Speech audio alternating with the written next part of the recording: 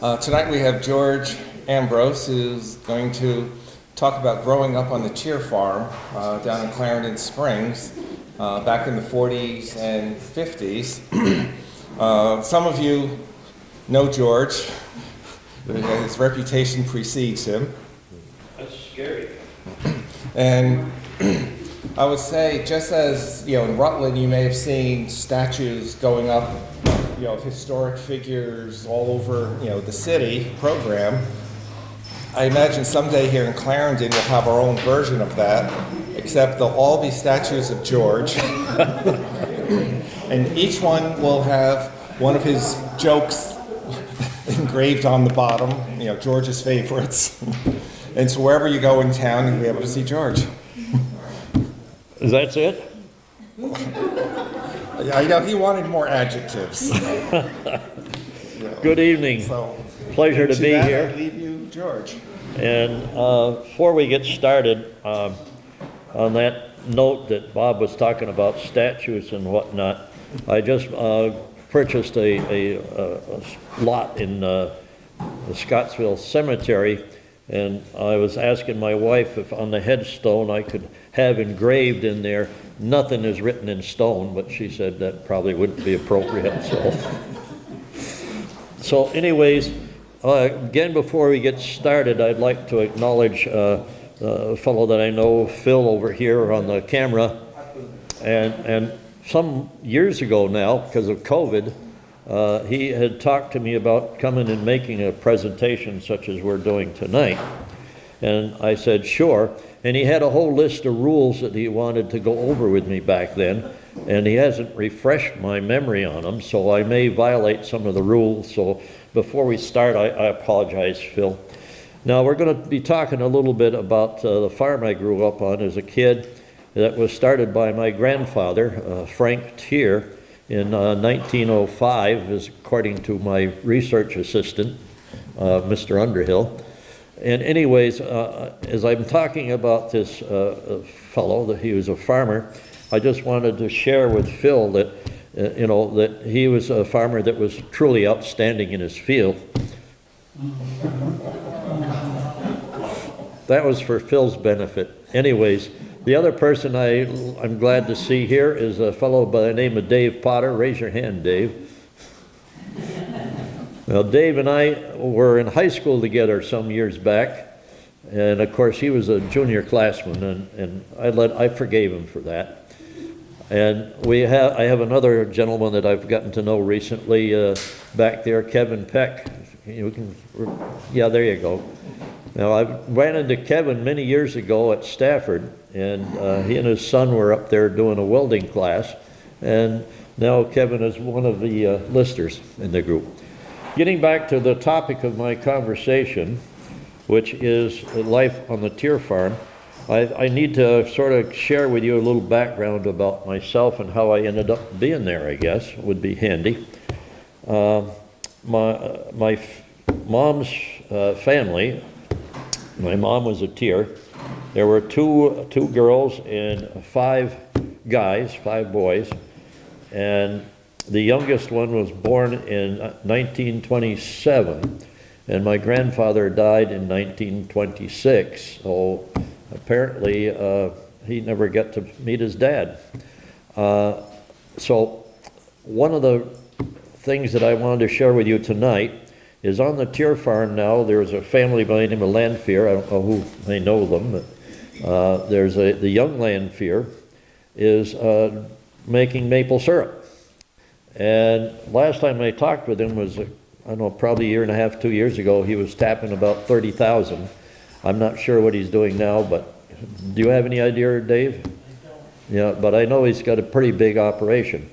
And the reason that I thought that was worth mentioning is that Bob found a newspaper article about my grandfather, who in the teens, I forget what year it was, but in the late teens, had bought some brand new sugaring equipment along with 3,500 buckets, and he even bought several hundred feet, 300 to 500 feet of pipe, so that he could run sap downhill to the sugar house. Now, this wasn't the tubing that we see today. This was galvanized tubes about 2.5 inches in diameter that were tapered, and they would put the sections together. Did you have that on your farm? Do you remember, Dave? There might have been small sections of it, but Yeah. nothing big like that. Well, this one, across from where the sugar house, where you can drive up there and see where it was, there was a very steep hill, and they had quite a few taps there, and they would, of course, had what they called dumping stations, and they would dump the sap in there. And in this newspaper article, it made mention that Frank Tier was one of the biggest producers in Rutland County at that time, and tapped 3,500 taps. And I thought that was neat that now that farm is being used for the same purpose, even on a bigger scale. So, anyways, how I came to end up on the farm, my mom and dad got married, I don't know when, but somewhere after I was born, they got divorced, which was unheard of in those days. This was in the 40s, of course. I was born in 41. And apparently, Mom and I moved back to the family farm on the Tier Road. Of course, it wasn't named the Tier Road at that time. I don't know when the name came into being. I left the area in the 60s, early 60s, and didn't move back to Vermont until 77 to Randolph, and then moved back here. 91, I guess I was back in this area. Anyways, so that's where I was as a youngster. And I thought that I would share with you some of the things that I thought was normal because I grew up with them, that as I got older realized, this is unusual. For example, I never knew such a thing as pizza existed until I ended up in Rutland High School. So that was kind of an eye-opener. But when my grandfather bought the farm, it comprised 50 acres, what Bob tells me, and it was probably located right to as you go up the top of the Tier Road before you take a sharp right. I think it was the place to the left is where the farmhouse was, and I suspect the 50 acres were around there. As the years progressed, after my grandfather died, my older uncle, Percy, took over the farm. And at one point, Bob tells me it had how many? 164 acres, which is pretty good size. And I got very familiar with that farm land as time progressed. The farmhouse, I suspect, was the one that my grandfather bought that I was in as a kid. And I'm trying to recall what the size might be. And I racked my brains, but I can't come up with a figure that I'm happy with. But I'll share with you what I know. I know that it was torn down here a few years ago by Lamfiers because it was old. The farmhouse consisted on the first floor of a huge kitchen. It was probably about half of the first floor. Everything happened in the kitchen. And then the other part of the first floor consisted of a living room or parlor, and there was a large bedroom and a small bedroom there as well. In the upper story, the second floor had 3.5 bedrooms, I guess you would say, as I think about it. And that was the makeup of it. Now behind, away from the front door, which is the front door faced to the east, was a shed building structure that was where the firewood was kept. And in the back of that shed, there was a two-holer still there when I was a kid. And apparently, that was a necessary element for the house. I don't know when they had indoor plumbing. It was there, I remember it as a kid. And I think that they stole some part of the kitchen out and made a room where they had a bathroom with a tub and a sink and a john as well. And so that was what the makeup of the house. Now around the front of the house on the south side there was a enclosed porch that had windows and whatnot that my grandmother used to love to be there as many days as she could. And she was an incredible lady. her things was to hook rugs, and she would make rugs using the burlap grain bags would be the foundation for the rugs that she would hook. And she would also crochet. And her crochet, she would crochet with string versus yarn. And she would use the string that was holding the grain bags together. And people that were unloading the grain bags, because that at the time they came in grain bags versus in bulk, you would pull a string and you'd get two pieces off the top of each bag. And we were responsible for winding it up. And she would end up with several large balls of this twine or string, whatever you want to call it, that my grandmother would make all kinds of things with. And I meant to bring one of the items with me tonight, and of course, I, being old and forgetful, walked right out of the house and forgot it. When I was a teenager, she made me a quilt that would fit a regular full-size bed out of this grain bag string, and I still have that today. And it's one of my prized possessions. So that was my grandma. Now, when I was probably 5, 6, 7, I remember fairly clearly, my grandmother kept hens, and she had a very large flock of hens, and I remember going out to the hen house with her to collect eggs, which as I recall, was a big event in my life, I guess. And she would bring them back into the house and would inspect them and do the, what do they call it, candling, is that it, or something of that nature, and pack them. And what she would do is, when she had 12 dozen eggs, they would go to Rutland, and they would end up at the IGA grocery store. And the IGA grocery store used to be located in the building that is across Baxter Street from the washbuckler, the laundromat. Do you remember that store, Dave? I suspect you might. Anybody else here that might? Anyways, so that was one of the chores that my grandmother did that I helped her with. Now, as I said, everything happened in the kitchen, and it was a rectangle, fairly long room, and in one end of the rectangle, the narrow end, would be wood stove. A wood stove that my grandmother insisted that was everything, or the only thing she used. Now also, when I was a kid sitting in that kitchen, on one of the longer walls was an old-fashioned gas stove.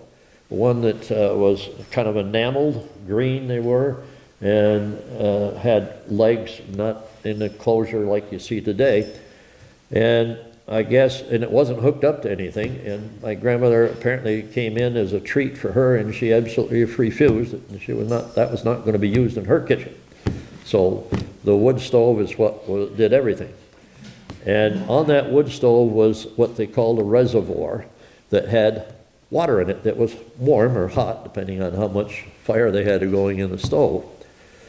And behind that stove, or beside that stove, was a little curtained off place. It was, whoops, I screwed up your mic here. So am I still? Are we in business? Yeah. Okay. So in that space was an old-fashioned galvanized tub. I can't remember, probably 5 feet long or so, something in that neighborhood. And as a youngster, I got quite acquainted with that tub, because I would be put back there, and I'm, again, 4, 5, 6, somewhere in there, and that's where I got a bath versus using the bathroom, because I don't know why, but that's where it happened. And they would pour in the hot water. Now, somewhere along as a kid, they got a hot water heater, electric one, and that was in the kitchen and piped over to the sink so that they had more convenient hot water. Now, one of my fondest memories is in the morning we'd get up, and Grandma would always have a fresh batch of biscuits every single day, and she would also have coffee on the stove, and so that was always guaranteed to be there. Now, breakfast generally consisted of some eggs. Quite often would be one of my favorite things, which is absolutely wonderful for you, fried salt pork And I grew up on fried salt pork and fried gravy made with it on potatoes. It's one of the best tasting things you can ever have. And I see Kevin shared the same experience with me. That's why I fell in love with it. Yeah. And of course, it's frowned on by all of the dietitians today. So anyways, breakfast would generally be about 9 o'clock in the morning, because the first thing you got up and started chores. Probably, as I recall, 5:30, 6 o'clock would be, the time you'd be up and headed toward the barn to get the chores for the day done and get the milking done. And of course, it was the milking would be finished, and the milking utensils would be washed and cleaned before you went into breakfast. So I don't know if that's the experience you had, Dave, but Yes. and so. And after breakfast, depending on the time of year, it would be discussed what was going to go on that day. In summertime, of course, it was probably haying or planting or harvesting hay or corn or whatever. Now, so that always took a few minutes of discussion. And my uncle, at the time that was running the farm, who was Percy Tier, was a selectman here in Clarendon from somewhere in the 40s to the 60s. He died somewhere around 64, 65, if I correctly recall. And so after the discussion, we would disperse to do these chores. Sometimes I was kept, when I was younger, kept there to help whatever was going on in the house. Now, one of my favorite days in the house was wash day, when the clothes got washed. Out on this porch that I told you about, on the side door, out of the kitchen, there was an old-fashioned wringer washer that, as far as I know, was used right up until the day my grandmother died. And I can't remember, she died 62, maybe 63. She got to hold my oldest son before she passed away, which I thought was kind of nice. Anyways, in the house would come this wringer washer, and it would be set right near the sink, which was on the other end from the stove. There was a lot of going back and forth, as I recall. And not only would the washing machine come in, but there would be this wooden stand or table or bench, whatever you want to call it, would come in too. And on this bench would be two round galvanized tubs, probably 2.5, 3 feet in diameter, something like that. And they would be filled with water. And then the clothes would go into the washing machine, and it had an old-fashioned agitator and soap, and they would get washed. They would fed through the wringer into tub number 1. And this wringer would swivel. And it would get rinsed, and then they would swivel it around, and it would go into tub number 2 to get rinsed again before it was finally went through the wringer to be hung outside on the clothesline. And in the winter, the clothesline was on this closed-in porch, which when I had cousins come to visit, we used to have a lot of fun with the clothesline on the porch, but we would tie all kinds of things up. So that would be wash days, which was one of my favorite times. Now, the heat for the house was down in the cellar. It was a huge old furnace, and they would put pretty good sized pieces of wood or chunks of wood into this furnace a couple, 3 times a day. And the heat would come up through the kitchen floor, and there was a register there that you could look down in and see the top of the furnace. And, excuse me, I would say it must have been probably 2.5, 3 feet square. And that's what was the only heat in the house other than the wood stove that my grandmother cooked on. No heat upstairs, of course. There were, in each room, there were these little vents, I guess you would call them, that would go up to the second floor, so there was a little heat that got up there. And the stairs going upstairs were similar to what you find in older houses quite frequently. Very steep, very narrow treads. Generally, there was no handrail or anything. And that's what you used to get upstairs. Now, the reason I mentioned the stairs, because I spent a lot of time on the very first step. Because there was a door going upstairs, and the door would close to not let any excess heat get out, of course. And the door would go over the top of this first step. And that's where I would sit most of the time as a kid, and I can remember it very well. The other thing that was in the kitchen was a radio that was a cabinet radio that was, I don't know, 4 or 5 feet high, 4 feet high, I guess, that they would use to hear the news. And I can remember being told as a young kid that that is Roosevelt speaking on the radio. This was in the 40s, of course. And I had to be really young because I can't remember what year he died, but it was in the 40s, if I remember correctly, when Truman took over. 45. What's that? April 12th, 45. Yeah, that sounds about right. So I've been about 4 years old. Well, I don't remember it, but I remember being told, or was told that in the future, or as years went on. But the thing about this radio, I remember quite clearly, because many times we would be there, and after supper, or maybe before supper, and the radio would be on to try to catch the news. And I remember very clearly the people at the time, the people in the house was my Uncle Percy, Uncle Raymond, and neither one of those gentlemen ever got married. And then I had Uncle John, who was the youngest one, who did get married, and I remember going to the wedding, my mom and my grandmother and myself. And that would be the people normally at the house. And the adults would sit there listening to the radio, and they would be looking intently at this cabinet radio while the news was on. And why I mentioned that is some years later, in the 50s, maybe 51, 52, somewhere in there, they got a TV set with an antenna, and they could get one channel from Schenectady. And they would go in there sometimes. Oh, my grandmother allowed the news to be on the TV and one other show, and that was the Ed Sullivan Show, and that was it. It was the only time the TV was on. And so they would go in particularly to watch the Ed Sullivan Show, and in the summertime you'd be out working, and quite often you would miss it because you were still haying or whatever. But in the summertime they would be there in the living room, parlor, watching the TV, and then a lot of them would fall asleep. Now when the radio was on, I don't ever remember anybody falling asleep, but they would be staring at the radio. So I never quite figured that one out.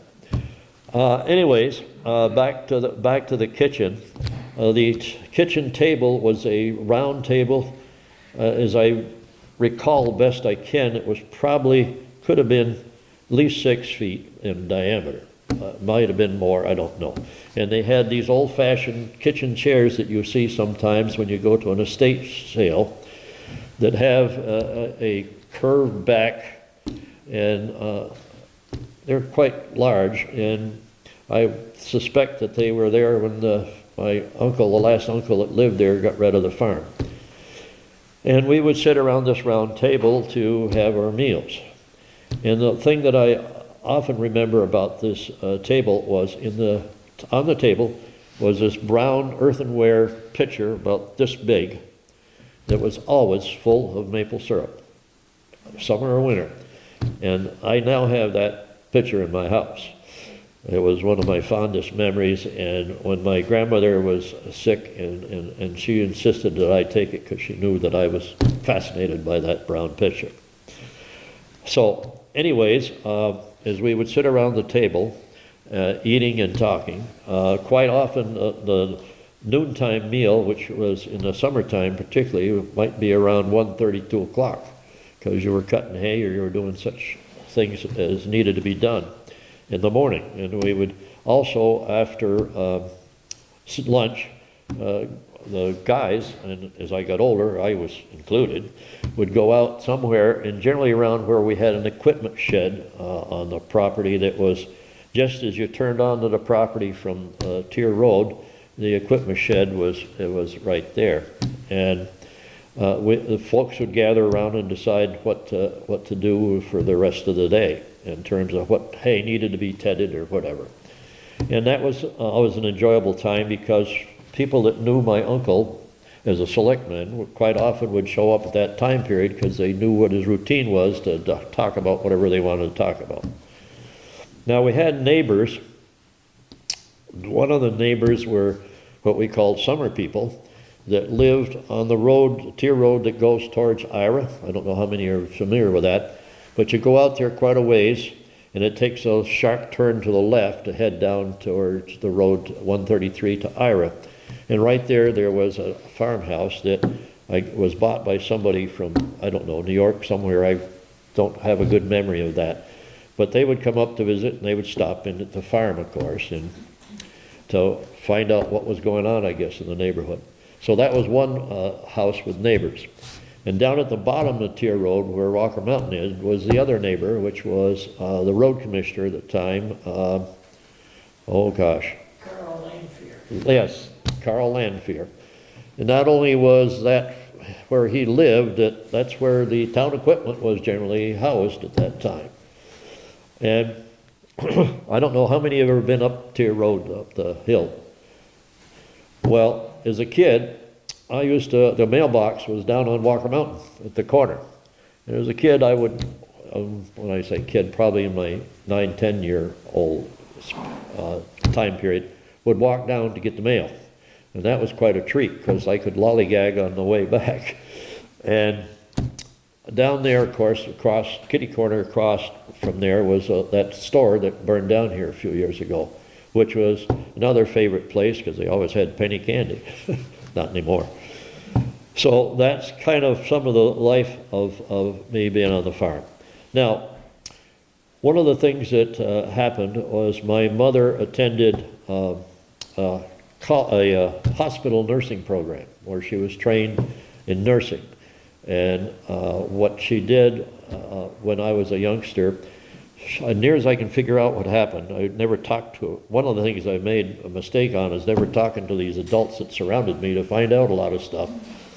Anyways, I think what she did was have her name into with many doctors, and she would get a call from somebody that's had a mother home from the hospital that needed care for a while to recover from an operation, or somebody was on their last days and she would go to help that process take place.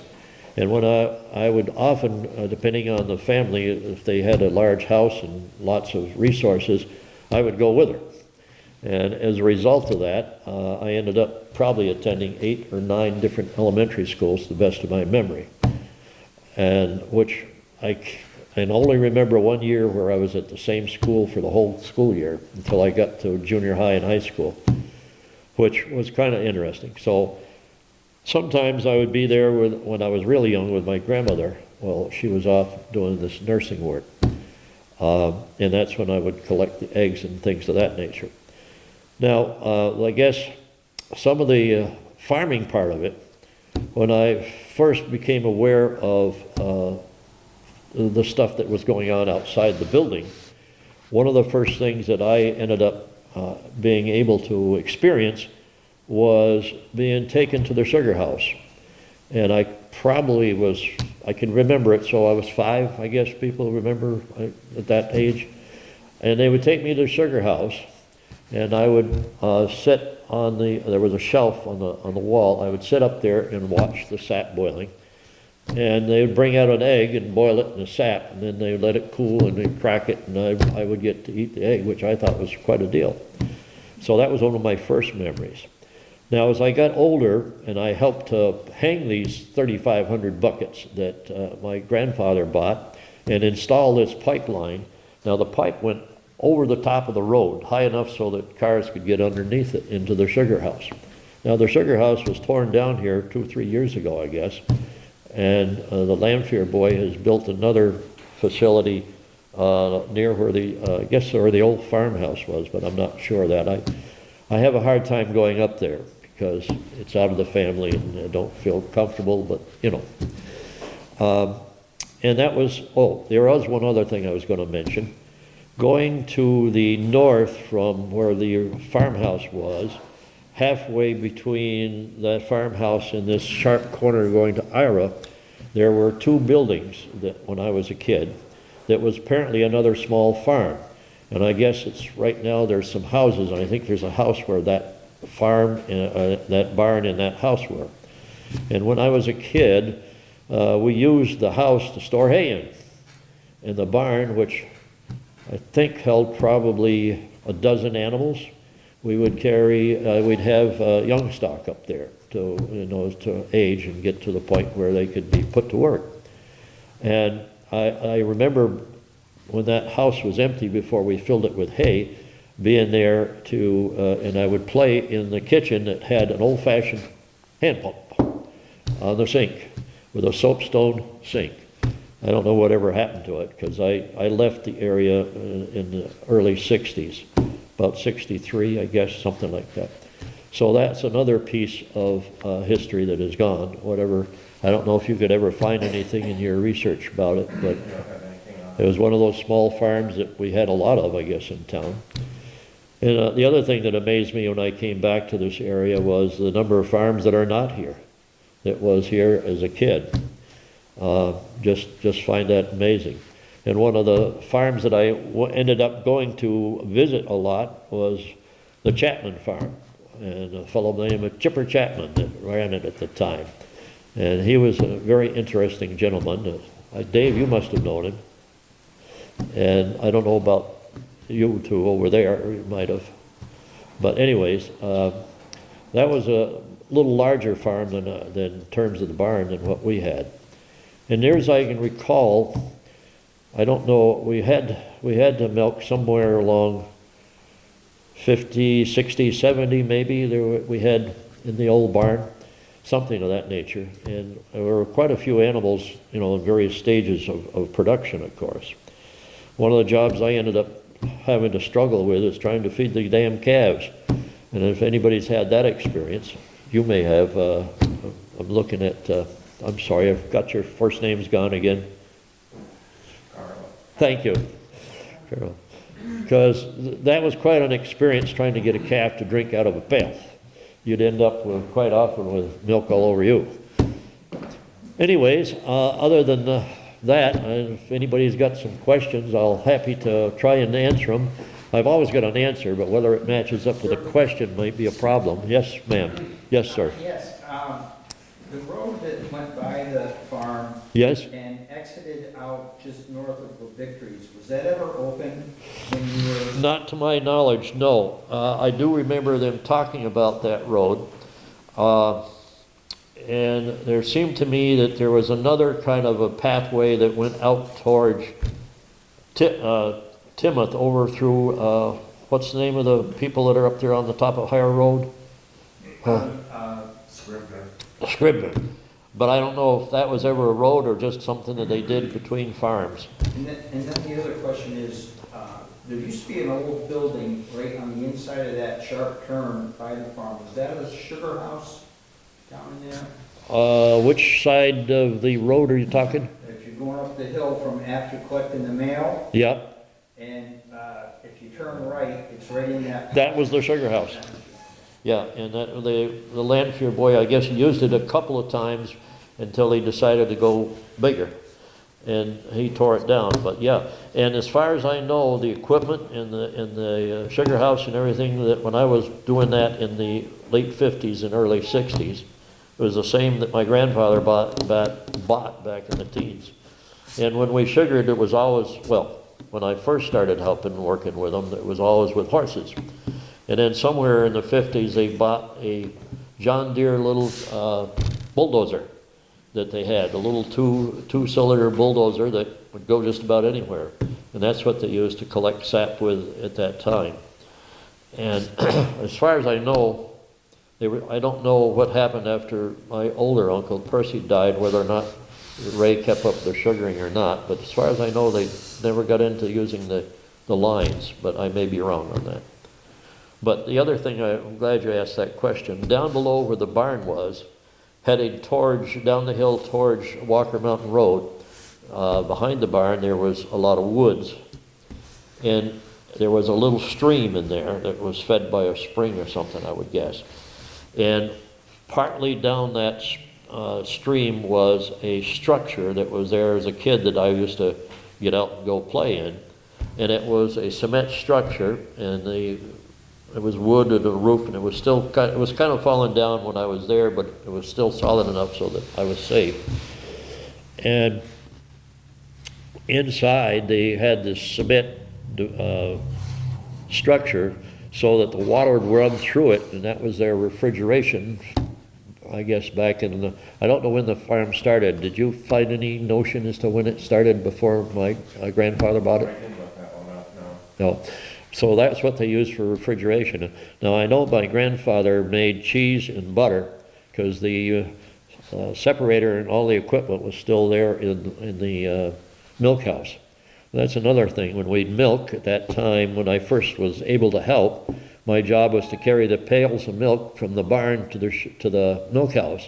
And they were just open pails.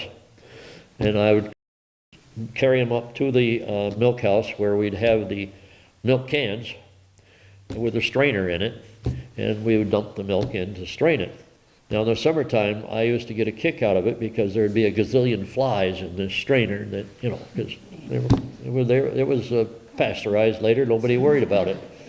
And then after the milk cans were filled, you'd put the cover on them, and you had to go up 2 little steps to get above the cooler that they had that was filled with water, and you would set these milk cans down into the water to keep them cool.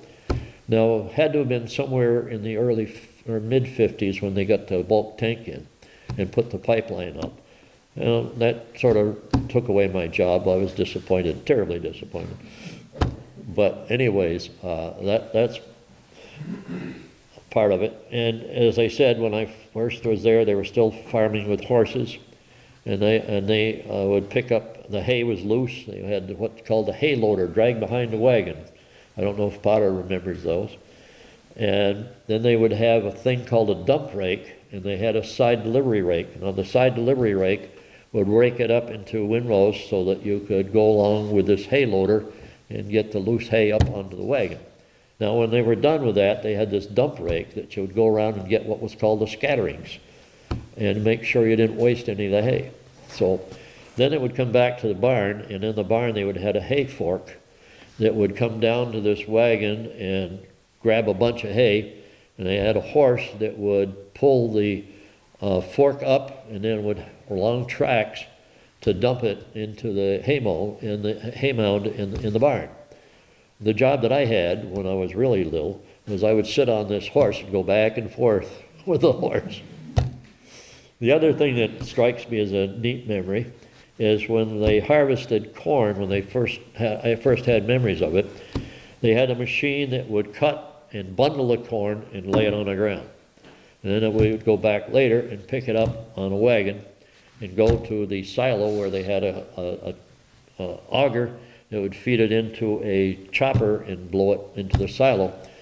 And the first tractor that I remember having was a small John Deere tractor that had a drum on it that run a belt, flat belt, to this chopper that, I don't know, must have been 10 feet long or so. Do you remember that kind of thing, Dave? Yeah. And that would run that machine, and it would unload from the wagon these bundles of corn to go through that up into the silo. So anyways, now that you got me off on a tangent, Phil, it's all your fault. Good job. Now there was another road that would cross above that building you're talking about and go up a hill, and it would be headed down towards Weavers. yes, and I was told that was a road at one time, so that's all I know about it. And you see, well, I don't know if you do anymore, but the last time I was up there was in the 60s. You could see traces of it. It seems like the road that we first talked about went by the farm and came down out on the walk around road north of Yep. Victories. Yep. The other one was just an extension of the higher road that just continued over the mountain. Could very well have been. You know, it's fascinating that we don't have enough evidence to find that out for sure, because I find it very interesting. Anyways, any questions? I'm done. Yes, sir. Got a couple. The 12 dozen eggs that went to Baxter Street, Yeah. what happened to those? Were they sold? Yes. Were they traded for the groceries? No, she would get money and take them away. Sometimes she'd buy me a treat if I was with her, and she didn't drive, so one of the sons or my uncles would have to drive her when that happened. So that was a big event. I think about that often. As a kid, if we ended up in Rutland every 2 weeks or once a month was a rare occasion. Now I end up in Rutland sometimes twice a day from Clarendon. Horses at first, and that's my earliest memories. We had 2 sets of farm horses, and they were always, my older uncle always had a horse or 2 in training to take over that. But of course, when tractors came in, they still had, I think they still kept a team for the sugaring operation for quite a while. But yeah. There was a book that I ended up having in my hands, and I don't know how, called Peck's Bad Boy. Has anybody ever heard or seen it? It was written by a Chicago paper editor back in the 1800s, and it was all about this young lad, about probably 12, getting into mischief. And generally his father ended up the butt of all of his practical jokes. Well, I figured out how to read that thing because it amused me, and that's what developed my reading. For a job in Randolph, Vermont, to teach in a tech school like Stafford. And they needed somebody to teach machining. So I applied and was interviewed, and they hired me, and I started working there in 1977. And when, this will dove into what you heard earlier, Kevin.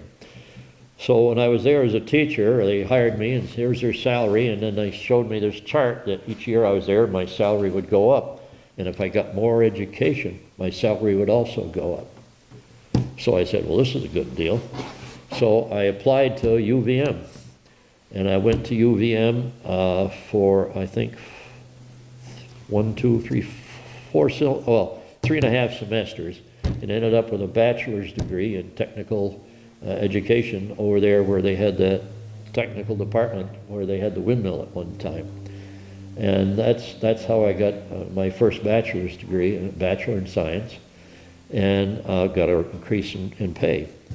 Well, one of the things that I learned doing this process in Massachusetts when I was at Northeastern and then later at UVM is that I enjoyed being a student. In fact, I'd be a student today if they'd pay me for it, because I really enjoyed doing that. And I was doing quite well at it. I graduated UVM in the agricultural group of people, the college.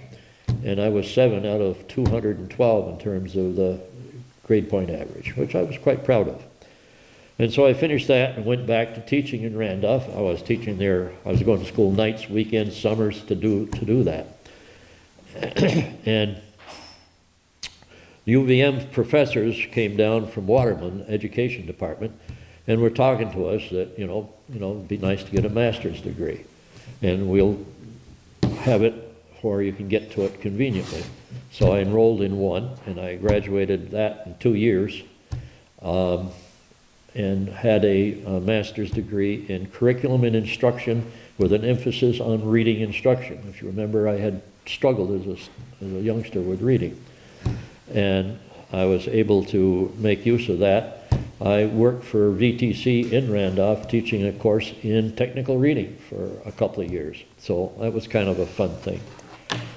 And when I finished that, it was in the 80s somewhere, I can't remember just where, a friend of mine that I worked with, the name of Don Grout, who passed away some years ago, he taught computer technology at the same time. We became very good friends.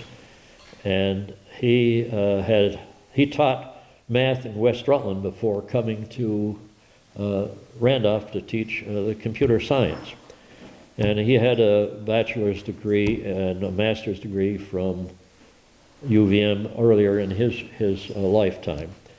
And so one day, we used to have lunch together just about every day. One day he said, George, he says, I'm going to go to Vanderbilt and get a doctorate. I said, really? And he said, here. And he showed me a brochure, and I read it over, and I said, well, that'd be kind of fun. So I enrolled and was accepted. And again, you had like when you go to college, you take the SATs. When you go to graduate school, you have what they call graduate record examinations. And I did that for the master's degree and did okay. Well, for the doctorate, you had a choice between that and what they called Miller analogies. And so that's the one I took because that always intrigued me. That's where you have like a frog with 2 legs and a half an ear, and how does it relate to this dog over here, that kind of thing. And so that's how that happened. And they flew professors out to a college in New Hampshire where we attended college classes every weekend for almost 3 years. And we had to go to Nashville each summer and study on campus. And that's how I got that. And I pursued that for one reason only, just to prove to myself that I could do it. I did make use of it later on as time went on. But so, did that answer your question, Dave? Yeah. How many are asleep? Hands, please. I'm done. Anything else? Just keep it going. I know the roads were different back in the 40s and 50s. Yes. Especially the rural roads than Yes. they are today. Yes. Maybe you want to comment a little on that? Well, I can remember Tier Road getting washed out, so we couldn't use it for sometimes a couple of days. And I remember them dumping milk because they couldn't get it out to be refrigerated. And, I remember walking down it one time, and it was washed out, so there was huge boulders that you could see where the road used to be. And, well, I can tell you a story. It's not true, but I like the story. My uncle and I were down at the mailbox one day and near Walker Mountain, and we happened to be looking down the road towards where the store was, and we noticed this round thing in the middle of the road. And as we studied it, we realized it was moving, and it was moving toward us. So we stood there and watched it for a while, and we realized that it was a hat, one of these old-fashioned round kind of hats, moving closer to us. And not only was there a hat, there was a head under the hat, getting closer to us every minute. And as we got closer, we realized that it was one of the ministers that would come around visiting from Rutland City. His name was Brown.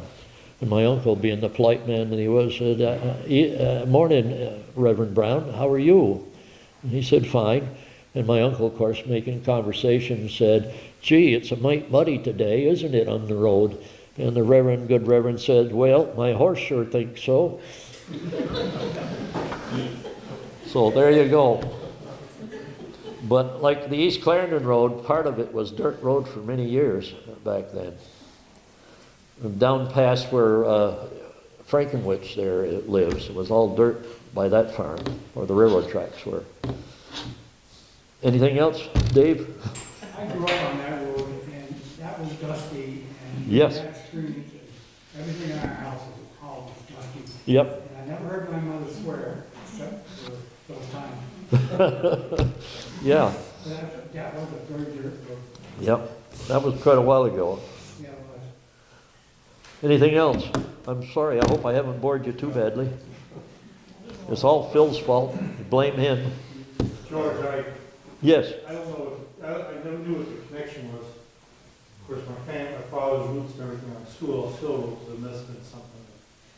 I remember in the early 60s, Yep. my dad taking to every year or so, we would go to the sugar house. Yep. And I always, to this day, that sugar house is Phil mentioned, it's down over the bank in a Yep. hole. Yep. Basically in a hole. Yep. And tucked in, it's got the road, it's got a brook, or Yep. there's a brook on the right. That's right. And this sugar house was tucked down in Yes. a hole. Well, I remember, we never knew what it was, I mean, other than a pipe, I imagine it was, but I never knew it was a metal pipe, but I remember. That's what it- On the other side of the road. Yeah. There's that steep Yeah, bank, yeah. I mean, it's steep. Yeah, that was the pipe I was talking I about. remember the pipe across the road, Yeah. we looked young kid, and, Yeah. seeing it there.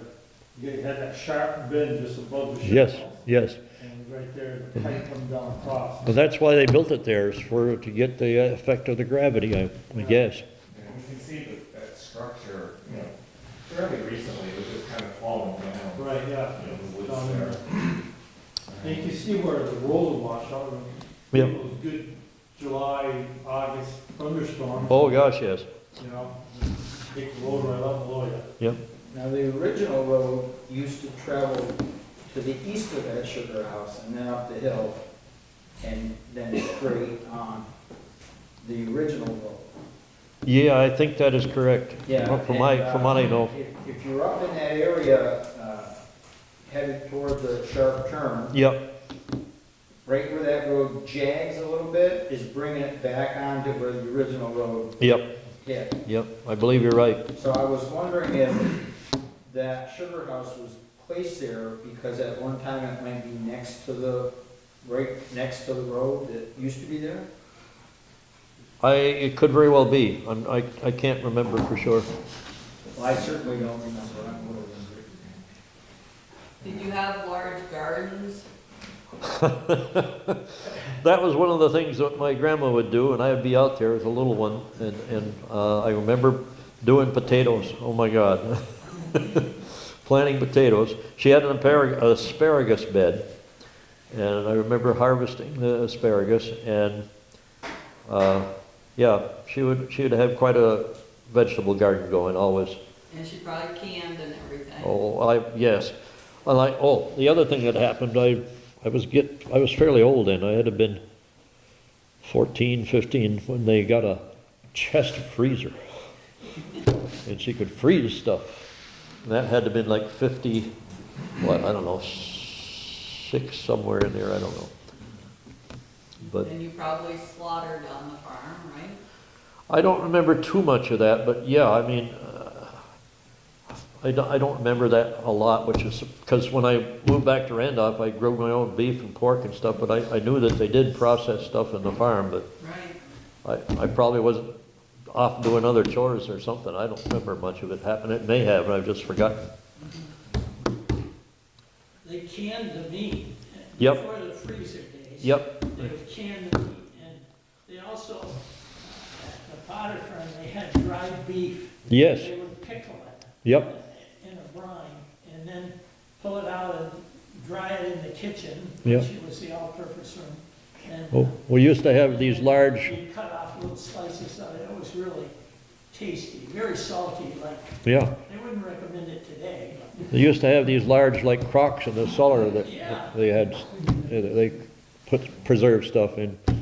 It was a way of preserving meat Yeah, along with canning. exactly. Because they had, I don't know when, I suspect it was around the same time, but power came to the Potter farm on the West Plymouth Road in 1943. Yep, So before that, they were off the grid. And, yep. you know, you have to live differently. Well, I remember the lamps were still in the farmhouse, the kerosene lamps that were still on the brackets. Yeah. And I loved the telephone. It was a wooden structure on the wall with a mouthpiece and a piece put up to your ear.